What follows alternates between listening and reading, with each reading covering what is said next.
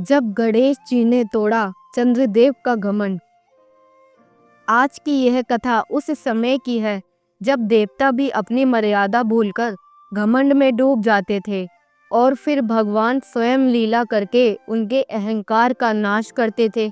यह कथा है हमारे विघ्नहर्ता मंगलकर्ता प्रथम पूज्य श्री गणेश जी की, और इस कथा का आरंभ होता है कैलाश पर्वत से, जहाँ हिमालय के शिखरों पर बर्फ के फूल झड़ रहे थे, मंदाकिनी बह रही थी और कैलाश के आंगन में माता पार्वती अपने लाडले पुत्र गणेश जी के विवाह की तैयारी में जुटी थी।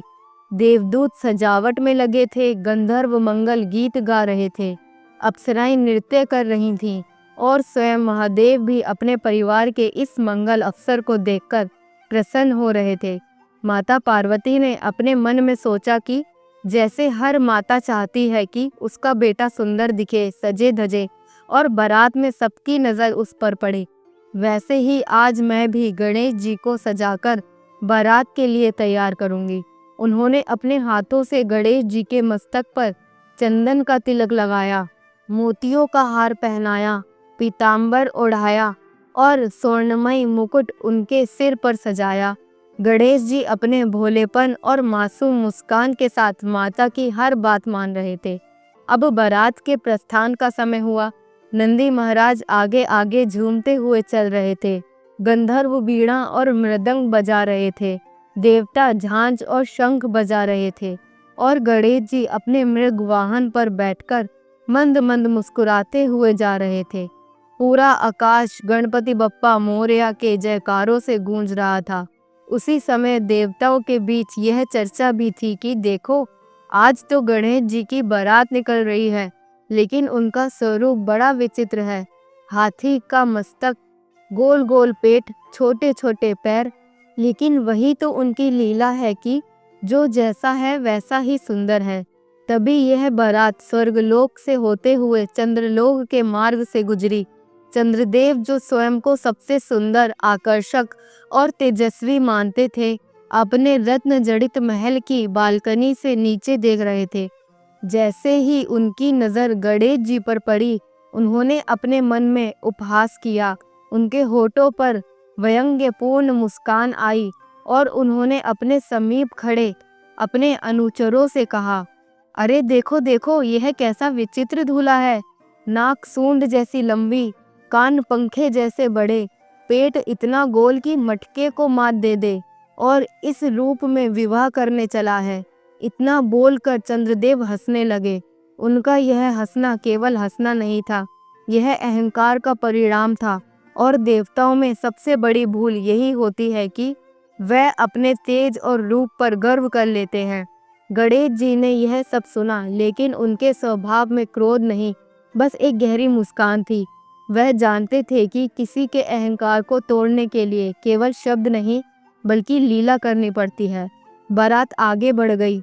विवाह विधि विधान से संपन्न हुआ, लेकिन गणेश जी के मन में यह विचार स्थिर हो चुका था कि चंद्रदेव के घमंड को तोड़ना आवश्यक है।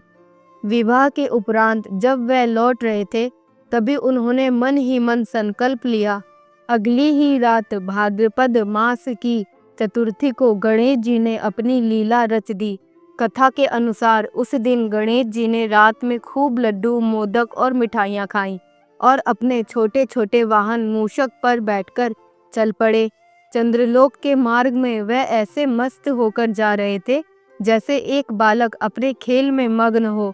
अचानक मूषक महाराज के सामने एक काला नाग फुफकारते हुए आ गया।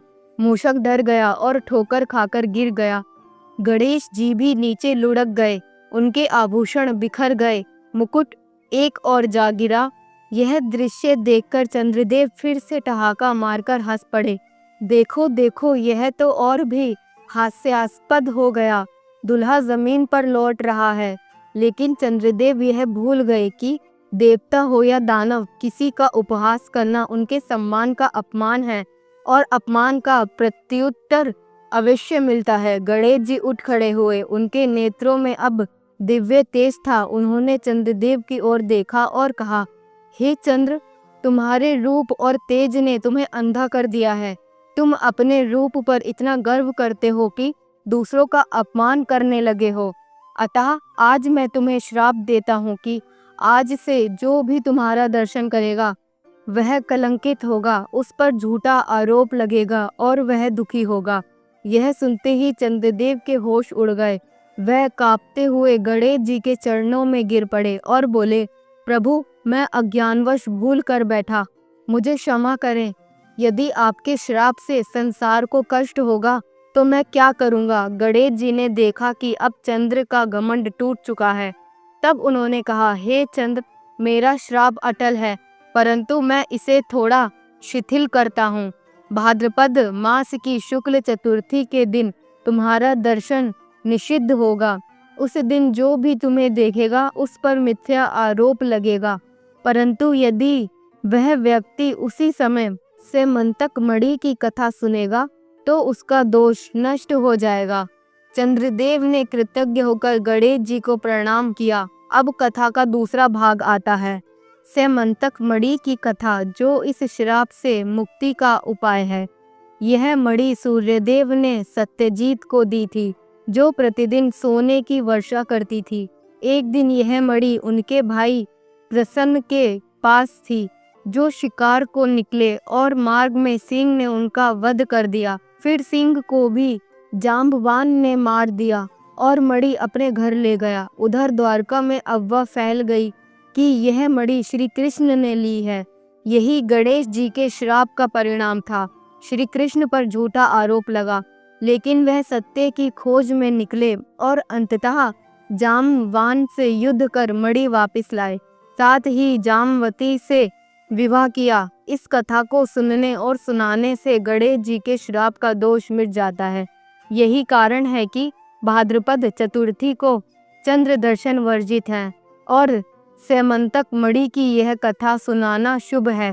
इस पूरी लीला से संसार ने सीखा कि रूप और तेज पर घमंड करना पतन का कारण बनता है और भगवान अपने भक्तों का अपमान सहन नहीं करते, चाहे वह अपमान करने वाला देवता ही क्यों ना हो।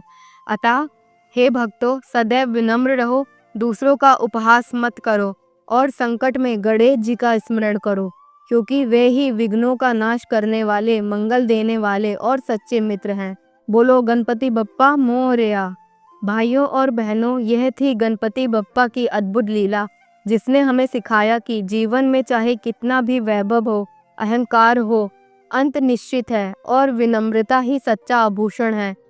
अगर आपको यह कथा सुनकर गणेश जी की भक्ति का आनंद मिला हो, आपके मन में भी बप्पा के लिए प्रेम उमड़ा हो, तो इसे अपने दोस्तों, परिवार और प्रियजनों तक जरूर शेयर करें, ताकि उनके जीवन में भी यह भक्ति और सीख का प्रकाश फैले। वीडियो को लाइक करें, चैनल को सब्सक्राइब करें और बेल आइकन दबाएं, ताकि अगली दिव्य कथा सबसे पहले आप तक पहुंचे। और कमेंट करें, गणपति बप्पा मोरया, मंगल मूर्ति मोरया। अगली बार फिर मिलेंगे एक नई लीला और एक नई प्रेरणा के साथ। हर हर महादेव।